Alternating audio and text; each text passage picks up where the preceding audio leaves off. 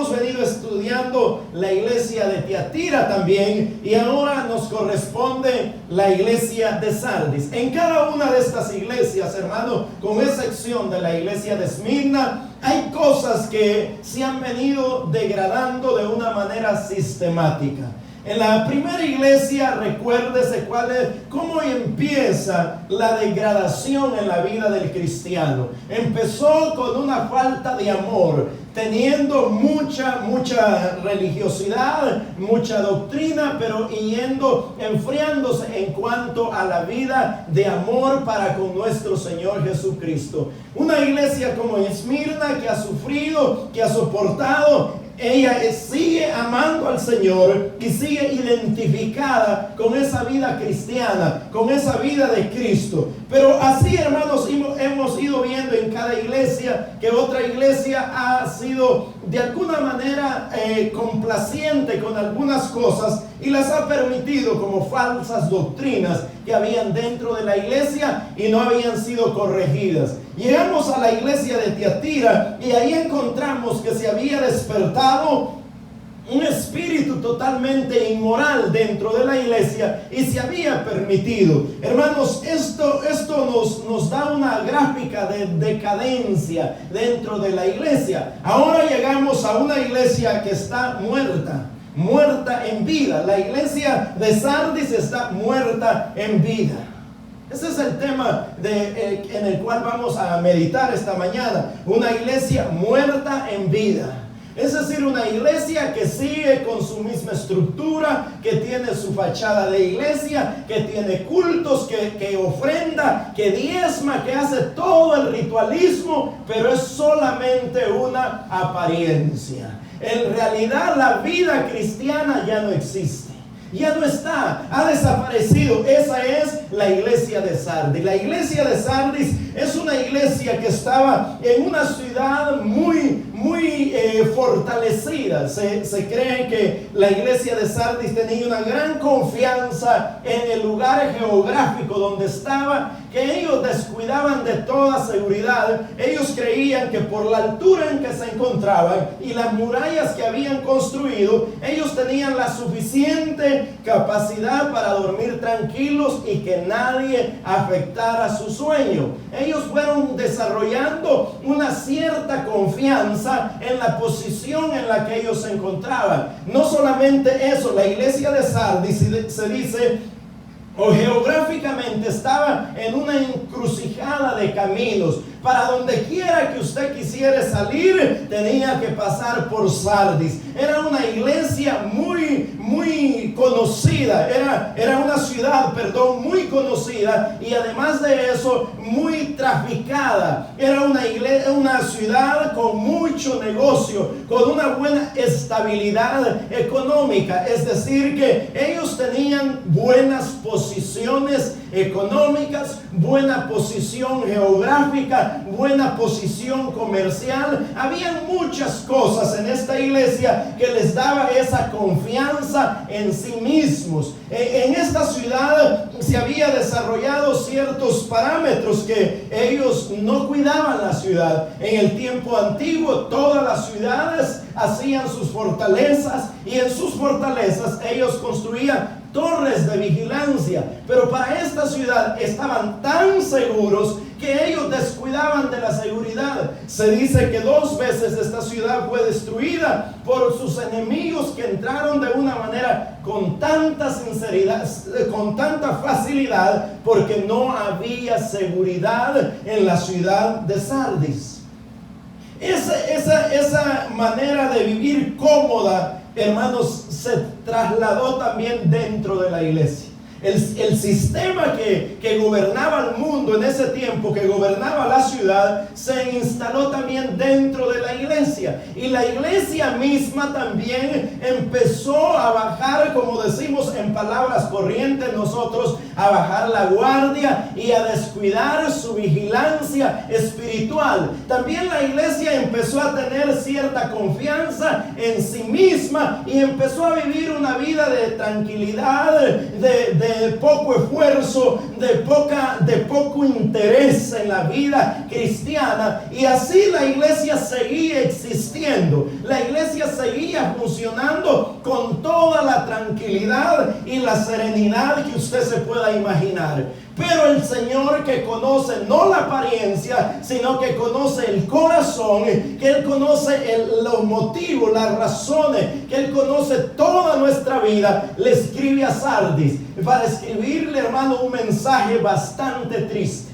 Le escribe un mensaje bastante doloroso. Un mensaje prácticamente fúnebre, un mensaje donde empieza a decirle: yo conozco tus obras. Te escribe el que tiene los 7 espíritus de Dios. Te escribe el Dios que lo sabe todo. Hemos hablado ya con referencia a esto de los 7 espíritus en Apocalipsis, que lo vamos a encontrar en muchas veces, que de eso se refiere a la plenitud del Espíritu Santo, a la perfección del Espíritu Santo. Entonces el Señor le dice a Sardis: quien te está escribiendo es el Señor del Espíritu perfecto, el Espíritu que lo escudriña todo. La Biblia dice que el Espíritu Santo lo escudriña todo, aún lo más profundo del Padre. El Espíritu Santo lo conoce. Entonces la referencia, el remitente se da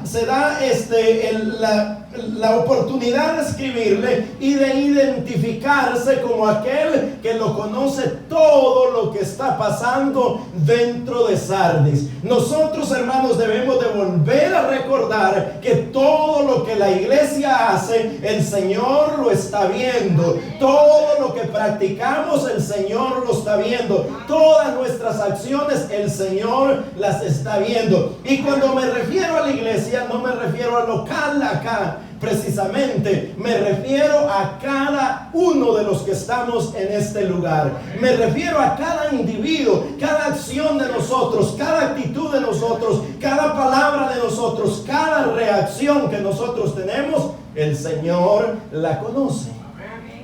Y el Señor da el diagnóstico de alguien que conoce verdaderamente a la iglesia. Y el diagnóstico que el Señor da es que esta iglesia es una iglesia de apariencia.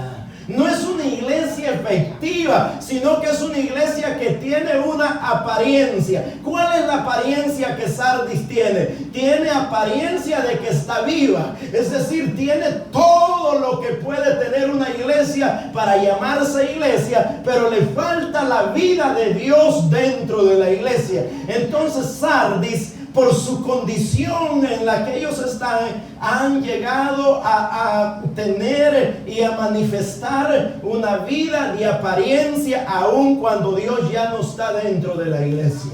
Hermano, qué triste sería abrir la carta que el ángel manda que el Señor manda por medio de Juan al ángel de la iglesia. Y cuánto de nosotros no nos alegramos cuando recibimos una carta. Ahora ya prácticamente no se reciben cartas, se reciben mensajes de texto, correos electrónicos. Pero cuando usted antes recibía una carta, los que ya tienen unos añitos de vida sabrán que cuando llegaba una carta, entonces se abría la carta y empezaba con aquel anhelo. Se recuerda cuando nuestros abuelos no sabían leer, ellos estaban desesperados que llegaran sus nietecitos para que le leyesen la carta. Ellos querían saber qué decía la carta, qué le mandaba a decir su pariente lejano, qué le mandaba a decir aquel ser querido que estaba lejos de ellos. Imagínese leer una carta como esta: yo, el Señor, te escribo, yo que lo conozco todo, y esta es tu condición. Tú tienes nombre de que vives, pero estás muerto. Pensaba, hermanos, y pensé mucho en esta actitud de la iglesia, la apariencia que se había llegado a obtener dentro de la iglesia. Una iglesia con una linda apariencia, porque eso era lo que ellos tenían, una apariencia de iglesia, pero ya no vivían. Y si ellos estaban muertos, es porque un día estuvieron vivos. Porque para morir tenemos que estar vivos. Se ha dicho que lo único que usted necesita para morirse es estar vivo. Entonces esta iglesia un día fue una iglesia efectiva, una iglesia con temor del Señor, una iglesia con reverencia, una iglesia, unos individuos que en verdad habían conocido al Señor. Pero con el tiempo fueron muriendo, de una manera paulatina fueron muriendo, fueron jugando con la vida hasta llegar al estado de la muerte. Usted se recuerda de un hombre que nos puede testificar, que nos puede dar una ilustración de cómo una persona va muriendo paulatinamente hasta ya no tener aliento de vida. Es Sansón. En la Biblia tenemos un hombre llamado Sansón. Sansón había recibido una misión especial. La Biblia dice que Sansón nació siendo nazareo. El nazareato era aquel que era escogido por Dios para hacer una función especial, y ese tenía que abstenerse de ciertas cosas que los demás practicaban. Lo primero era que el nazareo no podía tomar vino ni sidra. Él no podía tampoco casarse con nadie que fuera extraño al pueblo de Israel. Él tenía que casarse con una persona de su misma tribu, de su mismo pueblo, que tuvieran los mismos valores y las mismas convicciones de vida. Este hombre llamado Sansón empezó a hacer todo lo contrario. Empezó a enamorarse de las mujeres que no eran israelitas.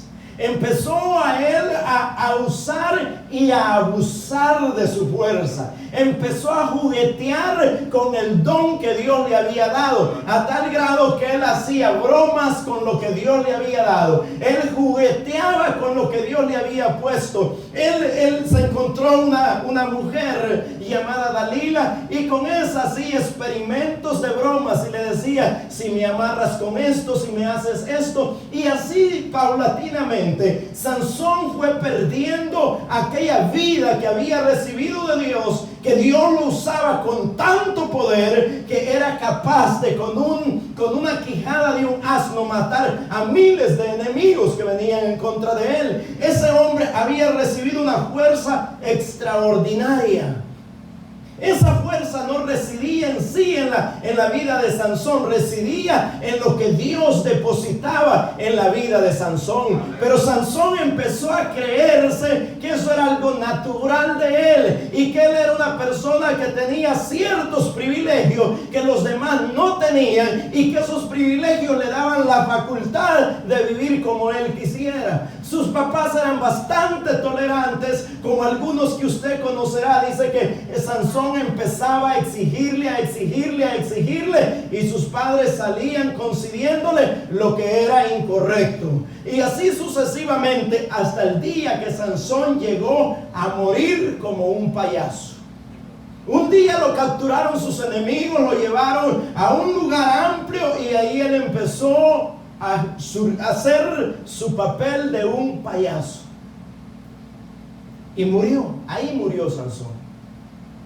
Ahí, ese era el destino de Sansón. No, Sansón empezó a tener una vida licenciosa. Sansón empezó a tener una vida de no seria, sino una vida de juego, de hoy sí, mañana no, de hoy sí lo hago, mañana no lo hago. Es decir, empezó a jugar con la vida cristiana. Eso le terminó en la muerte. Pero así lo mismo, hermanos, le pasó a Israel. Israel también era el pueblo escogido por Dios. Israel era el pueblo que debía honrar a Dios, y ellos empezaban a mezclarse con los demás pueblos, y después ellos tenían simplemente una apariencia. Se recuerda en una ocasión cuando el pueblo de Israel dijeron: vamos a ir nuevamente a la batalla, y ellos tenían la confianza porque ellos llevaban el arca de la alianza, y ellos pensaban que solamente era llevar el arca de la alianza, y los enemigos miraban el arca de la alianza, y los enemigos entraban en temor. Esa vez Dios ya no estaba con ellos. Ellos tenían solamente la apariencia, pero la cobertura del Señor ya no estaba con ellos. Cuando ellos fueron a pelear, entonces los mismos enemigos les quitaron el arca de la alianza. Le robaron a Israel el arca de la alianza, porque ellos ya solamente llevaban una apariencia de pueblo de Dios, pero la esencia de vida, de relación, de intimidad con Dios ya no estaba. Es decir, eran muertos en vida, muertos que caminaban, muertos que todavía andaban. Se recuerda de otro rey, Roboam. En el capítulo 14 del primer libro de los Reyes se narra la historia de Roboam. Este rey de Jerusalén empezó a hacer lo que es contrario al Señor y empezó a formar ídolos. En el capítulo 14, versículo 26 de este libro, del primer libro de los Reyes, dice: y tomó si usted lo lee desde el versículo 24, dice: hubo también sodomitas en la tierra e hechiceros, y formó todas las abominaciones de las naciones que Jehová había echado delante de los hijos de Israel. Al quinto año del rey Roboam subió Sisac, rey de Egipto, contra Jerusalén, y tomó los tesoros de la casa de Jehová y los tesoros de la casa real, y los saqueó todo, y saqueó todo. También se llevó todos los escudos de oro que Salomón había hecho, y en lugar de ellos hizo el rey Roboam escudos de bronce, y los dio a los capitanes de los de la guardia, quienes custodiaban la puerta de la casa real. Cuando el rey entraba en la casa de Jehová, los de la guardia los llevaban y los ponían en la cámara de los de la guardia. Los demás los demás hechos de Roboam y todo lo que hizo no está escrito en las crónicas de los reyes de Judá. Hermanos, acá se nos cuenta una historia triste de la vida de Roboam. Roboam empezó a permitir dar licencia a que todos los pueblos enemigos del Señor se vinieran y construyeran sus ídolos y hicieran como ellos querían. En ese momento el Señor enjuicia al rey Roboam, y vino el rey de Egipto y le quitó todo lo que tenía, hasta, dice la Biblia, los escudos de bronce que había hecho Salomón para defender la entrada del palacio del rey. Pero mire, Roboam toma una actitud como la misma actitud de Sardis. Roboam, en vez de ir y volver a conquistar los escudos que había perdido, de ir y retomar el tesoro que era de ellos, ¿sabe qué hizo Roboam? Hizo unos escudos de bronce, hizo unos escudos, es decir, aparentaban aquellos escudos como que eran de oro, pero ya no eran de oro, eran escudos de bronce. Ellos los usaban solamente cuando el rey iba a entrar. Ellos sacaban sus escudos de bronce como que estaban bien protegidos, pero nomás el rey entraba, los volvían a esconder, porque ellos sabían que solamente era una apariencia para que el enemigo viese que ellos seguían tan escudados, pero todo aquello ya era una apariencia que Roboam tenía. Habían perdido la esencia, que los escudos reales eran de oro, era la esencia, el metal fino, y ahora habían construido unos para aparentar que seguían ellos estando seguros, sobreguardados, pero ya no era real. Ya no era real, simplemente se habían quedado con una apariencia. Con una apariencia. Así está la iglesia de Sardis, con una apariencia de ser cristianos, con una apariencia de amar a Dios, pero ya no es. La iglesia de Sardis seguía trabajando, seguía haciendo cosas, pero ya no tenían la esencia cristiana. Seguían viviendo como cristianos, mas sin embargo la vida real de ellos es que su vida espiritual había muerto. ya no tenían comunión con el Señor. Quizás tenían lindos coros en la iglesia, quizás tenían un buen servicio en la iglesia, pero cada individuo de la iglesia de Sardis estaba muerto. Estaba muerto. Solo quedó la apariencia. Así como a Sansón le quedó la apariencia, así como a Israel le quedó la apariencia que Dios estaba con ellos y ya no estaba con ellos. Así como a Roboam tenía apariencia de tener escudos, pero ya no tenía nada. Así la iglesia de Sardis sigue funcionando, pero en pura apariencia. La Biblia sigue señalando, dice, y conozco tus obras. Sé vigilante y afirma las cosas que están para morir, para que no, dice, porque no he hallado tus obras perfectas delante de Dios. Hermanos, no solamente es que un muerto, ¿qué puede hacer bien un muerto? Dicen que el mejor lugar para vivir es vivir cerca de un panteón, cerca de un cementerio. Ahí nadie molesta. El mejor lugar para que usted viva es cerca de un cementerio. Ahí nadie le grita, nadie le dice nada, todos están tranquilos. Esos vecinos sí son vecinos tranquilos. ¿Pero por qué? Porque están muertos. Están muertos. Ya no pueden hacer nada eficiente. Ahora, el segundo detalle de la iglesia de Sardis es que estaban haciendo obras. El Señor no les dice que ellos han dejado de hacer obras. Todo lo contrario, le dice ellos que están haciendo obras, pero que esas obras no son halladas dignas delante del Señor. El Señor les dice en el versículo 2: sé vigilante y afirma las cosas que están para morir, porque no he hallado tus obras perfectas delante de Dios. Habían perdido la calidad del servicio al Señor. Ellos seguían sirviendo, seguían predicando, seguían cantando, seguían haciendo todo lo que se hace en la iglesia, pero el único detalle es que eso ya no era agradable para el Señor. Ya no servía delante del Señor. Yo pensaba que nosotros debemos de vernos en el espejo bien y ver si estamos así como medios amarillos, cenizos. Si usted se ve en el espejo así bien en la mañanita temprano, antes de ponerse todo lo que se pone, se ve en el espejo bien. Y si se ve usted como amarillo, cenizo, es que usted está caminando pero muerto ya.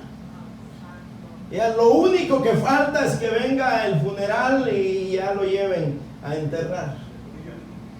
Ahora, esto es en lo físico. Veía a un doctor que estaba dando una explicación esta semana acerca de cómo el rostro de una persona refleja las condiciones de nuestros órganos internos. Y él describía cada parte del rostro, que cuando hay ciertas cosas en el rostro, eso refleja que los ciertos órganos de nuestro cuerpo están mal. Y él explicaba todo el sistema de nuestro cuerpo, cómo las células se van muriendo, y principalmente en nuestro rostro, porque es el que está expuesto todo el tiempo al sol, a todas las cosas el rostro nunca nosotros lo andamos tapado. Bueno, solo en el tiempo de la pandemia la mitad de la cara no está, pero ella, gracias a Dios, pasó eso. Y ya, entonces el rostro representa, hermanos, muchas cosas que nosotros desconocemos. Entonces él dice, cuando usted se vea en la mañana, ponga atención a su rostro, cómo está su rostro. Y si usted ve ciertos síntomas en su rostro, eso significa que algo dentro de usted está mal. Ahora, cuando usted se vea en el espejo de la palabra del Señor, ahí usted va a poder verse el rostro espiritual.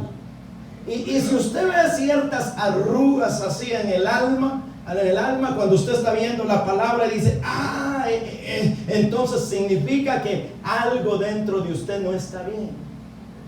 No está bien. Esto no significa de que todavía caminamos. Hay personas que se ven tan normales, que andan caminando, que salen, que vienen, que van, y de repente dicen, se murió. No es que él por dentro tenía una enfermedad terrible. Lo que pasa, nunca fue al doctor, nunca se hizo un examen, nunca se checó su salud. Cuando vino a colapsar fue de una vez. Y dice, él también que se miraba y se murió. No es que él tuvo que haberse hecho un examen físico para ver cuál era su condición de su salud. Lo mismo tenemos que hacer nosotros con nuestra vida. Y la Biblia nos llama ahora a hacer un autoanálisis. La iglesia de Sardis había dado por sentado que todo estaba bien, pero ya estaban muertos y no se habían dado cuenta. Tiene el Señor que llegar a hacerles ver cuál es el diagnóstico que ellos tienen. Están muertos. Ustedes aparentan vida, pero ya están muertos. Ahora, el segundo aspecto que el Señor ve, una falta de calidad en lo que ellos hacían. Lo hacían de alguna manera sistemática. Lo hacían porque habían aprendido a hacerlo. Lo hacían porque así se habían acostumbrado a hacerlo. Pero ya no era porque el Señor les estuviese guiando a hacer lo que tenían que hacer. Ellos estaban haciéndolo de una manera mecánica. Ya lo que hacían para el Señor no tenía ninguna calidad. No servía de nada lo que hicieran, porque habían abandonado la esencia de la vida espiritual. Todo lo que nosotros hacemos debe de ser motivado y guiado por el Espíritu Santo de Dios en nuestra vida. Si nosotros no lo hacemos de esa manera, no importa lo que hagamos, no importa que usted evangelice, no importa que predique, no importa que dé dinero, no importa que ofrende, no importa que diezme, no importa lo que haga, si no está motivado por el Espíritu Santo de Dios, no sirve delante de Dios. Acá no es que usted manda su limosna y el Señor le perdona sus pecados. Acá no es que usted va y le reza al santo y el Señor lo perdona. Acá es, o usted vive como Dios quiere que viva, o no importa lo que haga. El Señor dice que esta iglesia estaban haciendo cosas, pero esas cosas no son agradables para el Señor. Ellos tienen que pararse en el camino, mirar lo que están haciendo y no dejar morir lo poco que queda en la vida de ellos. Es una iglesia moribunda. Es una iglesia agonizante. Quizás usted esté este día acá y todavía le queda un poco de fe en su corazón. Es mejor que avive esa fe en su vida antes que usted muera y se vaya al infierno. Hoy tiene la oportunidad de volver a retomar la fe cristiana con seriedad, con responsabilidad, como debe de ser la iglesia cristiana. Hoy es la oportunidad. El Señor le dice, eso que estás haciendo no sirve. Aún sus aplausos no sirven para el Señor si no nacen de lo profundo de su corazón en alabanza al Dios eterno. No sirve nada lo que hagamos en la iglesia, a menos que lo hagamos en el principio de la vida cristiana, que es el amor reverente a nuestro Señor Jesucristo. Todo lo que usted y yo hacemos lo debemos de hacer con esa pasión, con esa entrega, con ese fervor al Cristo que un día nos perdonó, al que nos salvó, al que dio su vida por nosotros, al que nos tiene de pie hoy. No debemos olvidar la esencia por la apariencia. No debemos, no podemos. Es más importante la esencia. Que hagamos poco, pero que lo hagamos para la gloria del Señor. Que lo que hagamos es porque el Señor lo mandó que lo hagamos. Y si el Señor no nos mandó y nosotros lo estamos haciendo, por lo menos hagámoslo bien para la gloria del Señor. Pero ellos empezaron a hacerlo de una manera desplicente. El Señor les dice, sé vigilante, y afirma las otras cosas que están para morir.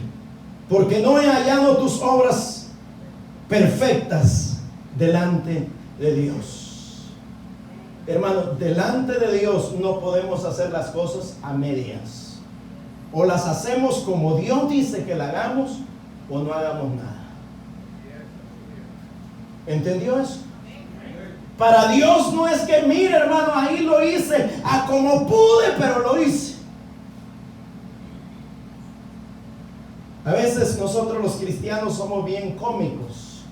Dice, hermano, voy a cantar, yo no sé cantar, pero no importa, el ruido no importa, lo que importa es la letra. Si la letra importa, entonces denos un papelito y leemos la canción nosotros. ¿Para qué nos va a dañar los oídos? Si lo que importa es la letra, entonces escríbanos en un papelito y nos llevamos la letra. ¿Sabe por qué hemos despertado esa actitud dentro de la iglesia? Porque decimos, aunque sea mediocremente, aquí lo voy a hacer. No, para el Señor debe ser perfecto. Ayer le decía yo a mis hijos, ¿por qué los del mundo se entregan tanto a la música y lo hacen con tanta excelencia y nosotros los cristianos mediocremente? ¿Por qué? Si ellos adoran a cualquier cosa, a la mujer, a los animales, estos son tan degenerados hoy que hasta los animales le cantan a la comida, y nosotros que le cantamos al Rey de Reyes, Señor de Señores, al Dios que nos sustenta con el aliento de la vida, ¿cómo no cantarle correctamente? Dedíquense, aprendan a hacerlo, aprendamos. Esto no es que venimos a salir del compromiso. Si no tiene la facilidad de hacerlo, el tiempo de hacerlo, la dedicación para hacerlo, no lo haga. Porque a Dios no le agrada lo que usted hace a medias. No le agrada. Y esto se trata, o agradamos a Dios o no sirve nada. Acá yo no vine para agradarles a ustedes. Vine para decirles lo que Dios quiere que ustedes escuchen. Si a ustedes no les gusta, es problema de ustedes. Muy de ustedes, muy suyos. Pero la Biblia dice, he hallado que tus obras no son perfectas. Entonces, ¿cuáles son las obras que Dios demanda? Las obras tienen que ser para Dios perfectas. Ahora, ¿es la vida cristiana hacer cosas para Dios? No. Dice la Biblia que nuestras obras delante de Dios son como trapo de inmundicia. Si usted piensa ganarse el cielo por hacer obras, usted ya está perdido. El cielo no se gana por obra. El cielo nadie de nosotros lo ganamos. Es Dios que dio su Hijo para que muriera por nosotros, y por medio del sacrificio de Cristo nosotros podamos ir al cielo. Es por Cristo Jesús que nosotros iremos al cielo. Ahora, Efesios dice que Él nos escogió, nos eligió, nos predestinó para buenas obras. Ahora que usted es cristiano, que ya es salvo, que conoce al Señor, ahora usted, su vida tiene que ser una vida de buenas obras. De buenas obras. No de obras a medias, sino de buenas obras. El Señor les reclamó la falta de interés, la falta de calidad en lo que ellos hacían. La falta de calidad en lo que ellos hacían. Dios no recibe lo que usted hace a regañadientes, como decimos vulgarmente nosotros.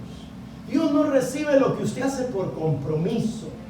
Hágalo porque ama a Cristo Jesús. Hágalo porque está agradecido con Cristo Jesús. Por eso haga lo que haga. Y el Señor dice en el 3: acuérdate pues de lo que has recibido y oído, y guárdalo. Arrepiéntete pues, si no velas, vendré sobre ti como ladrón, y no sabrás a qué hora vendré a ti. Vendré sobre ti.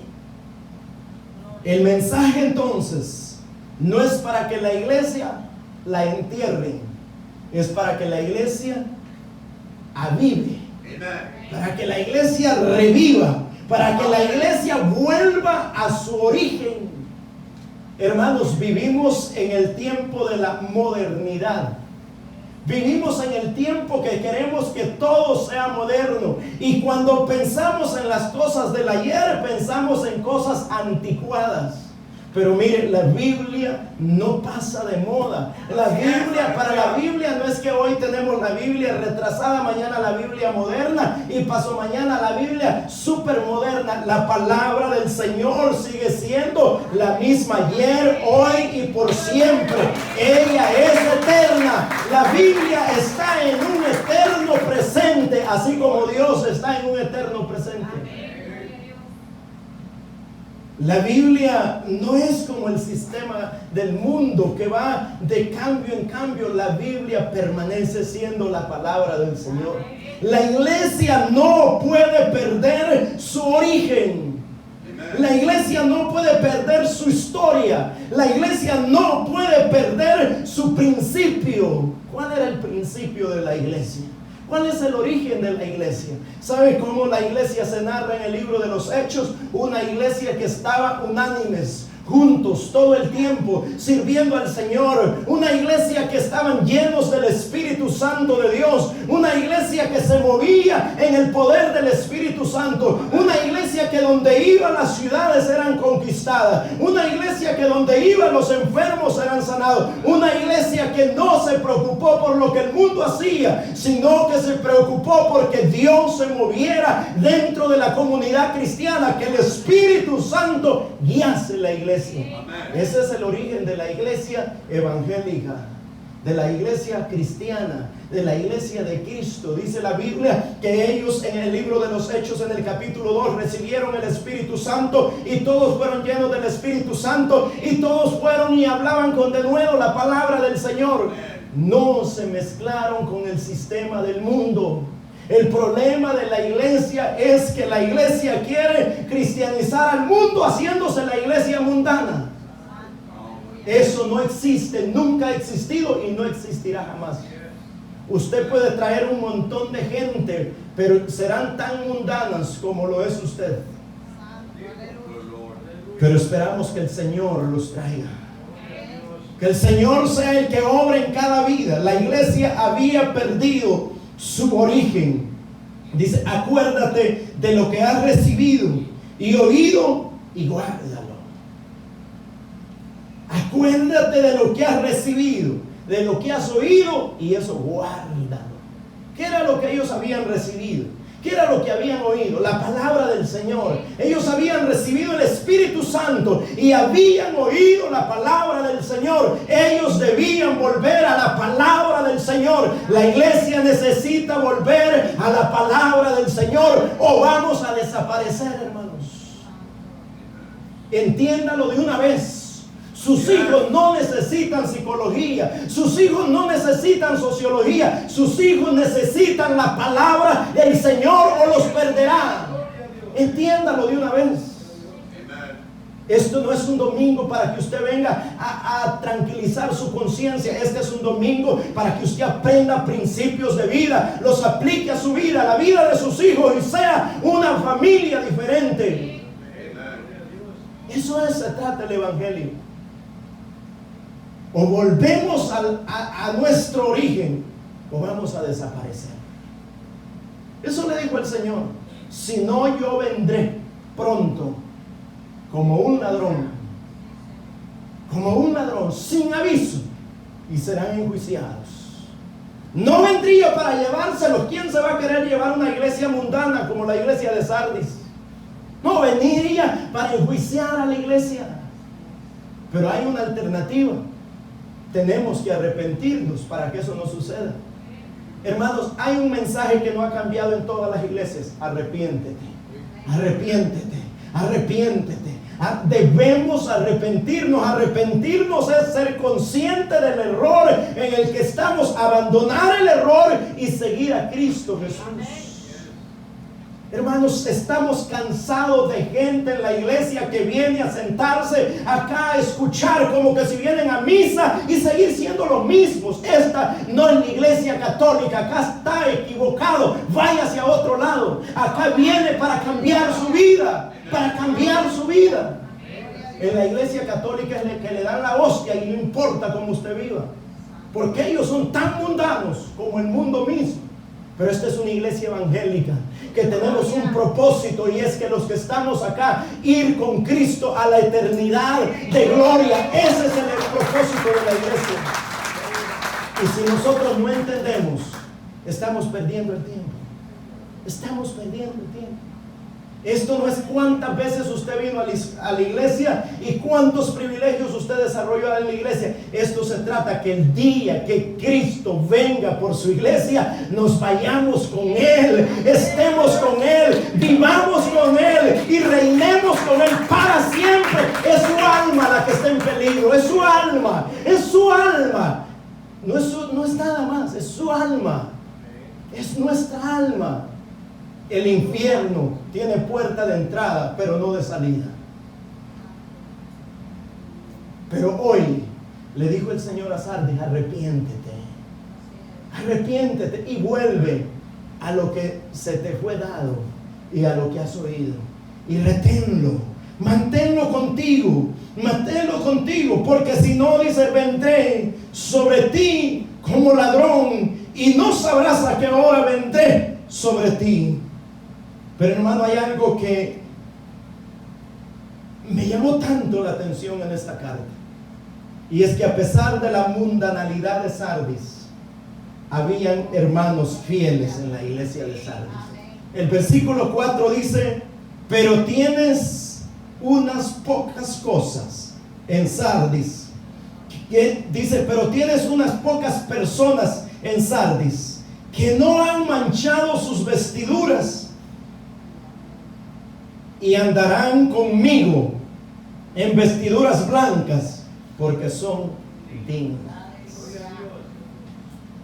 Hermano, nunca usted y yo recomendaríamos a un individuo a congregarse en Sardis. Nunca. Si usted y yo supiéramos de alguien que se congrega en Sardis, ¿qué le dijéramos? Sálgase de ahí, esos están muertos. Pero el Señor nos deja ver algo importantísimo, hermanos, que no es la sociedad la que nos contamina, que no es el entorno el que nos contamina, que a pesar del entorno que tengamos, nosotros podemos ser fieles al Señor, que lo que nos rodea no es el problema somos nosotros mismos, no el entorno, no la iglesia, no la comunidad. Es usted el que decide ser fiel al Señor, no mancharse con el mundo, no contaminarse, seguir aún estando en medio de la iglesia de Sardis, seguir siendo fiel al Señor. Ahí estaba un grupo de hermanos genuinos. Ahí estaba un grupo de hermanos clamando al Señor. Ahí estaba un grupo de hermanos que amaba al Señor. Ahí estaba un grupo de hermanos fieles al Señor. Y dice el Señor: porque pertenezcan a Sardis, no hay problema. Yo a ellos me los voy a llevar y ellos van a estar conmigo. No importa dónde usted esté, no importa quién es usted delante de Dios. Y a veces nos quejamos por la iglesia, no, pero manténgase. Esta semana un hermano, precisamente esta semana me llamaba un hermano del Salvador y me decía: hermano, voy a salir, voy a dejar el ministerio. Él está en un ministerio de las cárceles. Y me decía: la iglesia ya no tiene remedio. Es una iglesia grandísima. El Salvador está pasando por una crisis espiritual terrible. Las dos iglesias más grandes de El Salvador son políticas. Una de un partido y el otro de otro. La tercera iglesia más grande de El Salvador, el pastor está a punto de casarse la cuarta vez.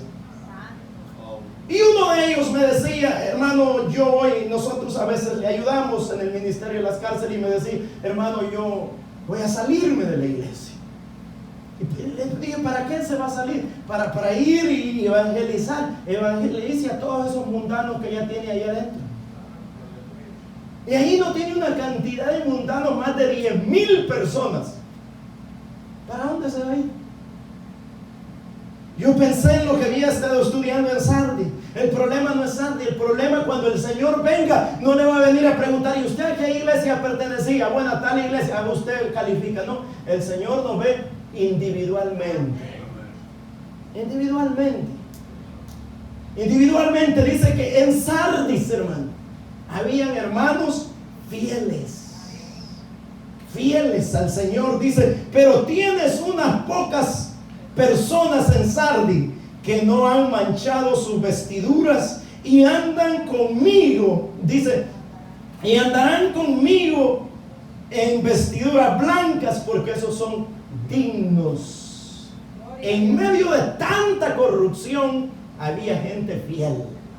No le eche la culpa a la sociedad de su muerte espiritual. No le eche la culpa a nadie de su calidad de vida espiritual. El único responsable es usted. ¿Qué hizo? Abandonó lo que había recibido y lo que había oído.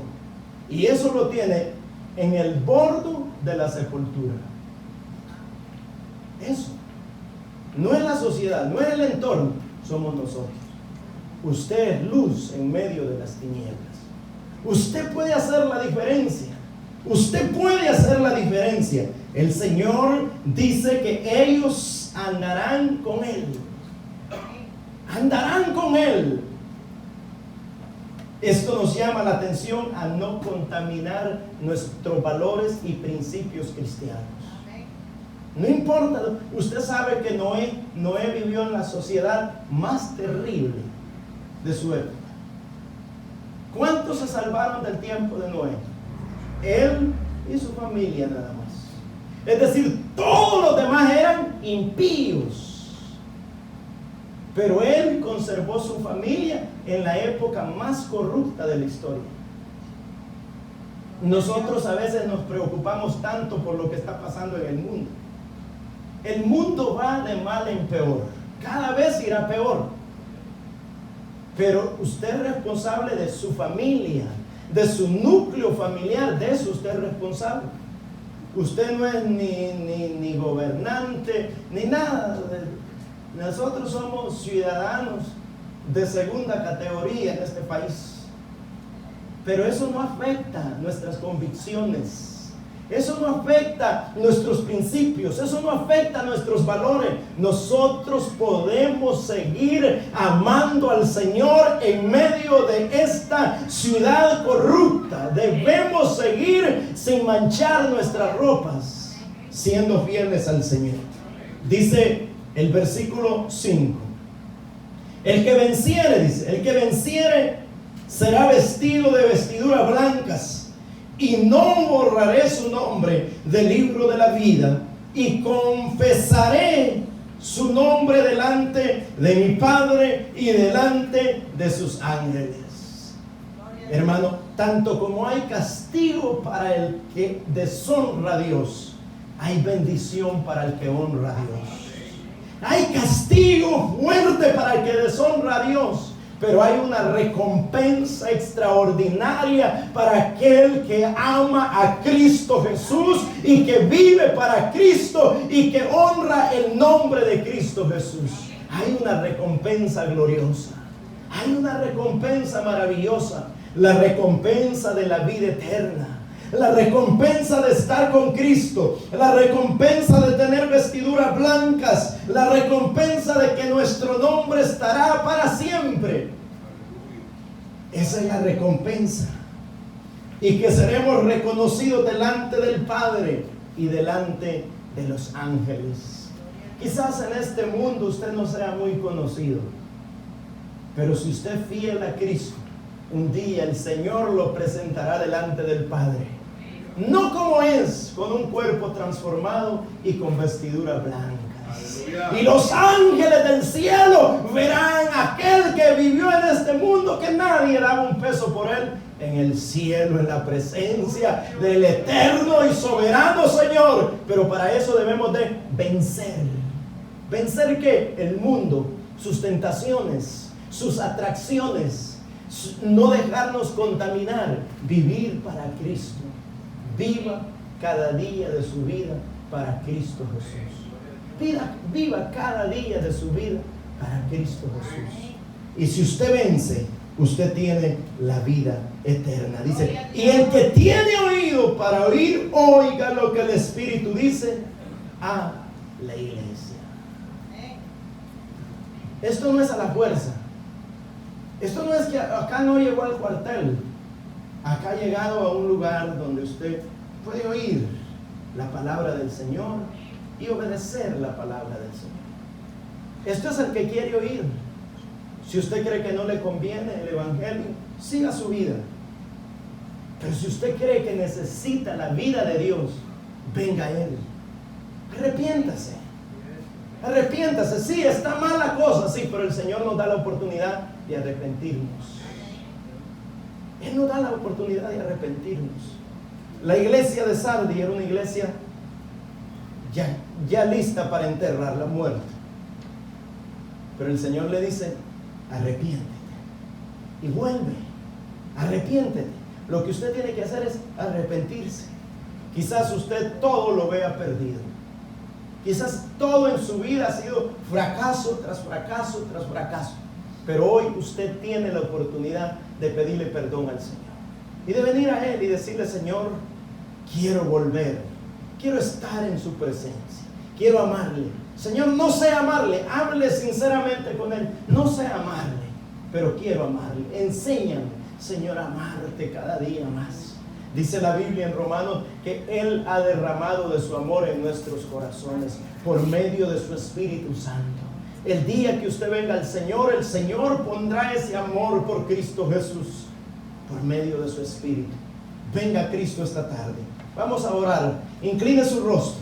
Incline su rostro. La Biblia dice, el que tenga oído para oír, oiga.